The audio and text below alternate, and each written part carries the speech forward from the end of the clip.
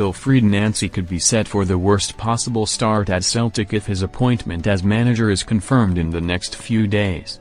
That is according to ex-Aberdeen and Everton and Aston Villa chief executive Keith Wyness, speaking exclusively to Football Insider, who believes Martin O'Neill should take charge of Celtic's League Cup final clash against St Mirren on December 14. O'Neill's final game in interim charge of Celtic is expected to be against Dundee, before Nancy arrives to take the reins at Parkhead. Nancy's arrival at Celtic has been delayed due to work permit issues, whilst O'Neill has closed the gap on league leaders' Hearts to just 2 points during his spell on the dugout.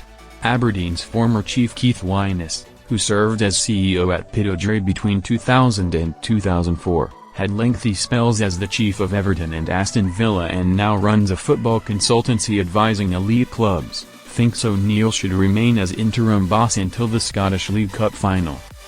Speaking on the new edition of Football Insider's Inside Track podcast, Wyness states that Nancy may not make a good first impression on the Celtic support if he was to take charge now.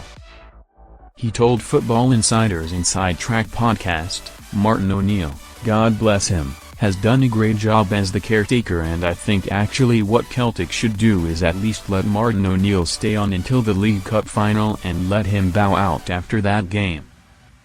I think that would give the new manager a chance, because if the new manager came in and lost the cup final, that would be a bad start, so you might as well just either let Martin O'Neill go out with a victory and be the hero, or if it's a loss, then the new manager won't be affected. So to me, that would have been a more sensible view rather than letting him take that as his first game, which I think is a mistake given he doesn't understand or doesn't know the SPL and the whole local pressures.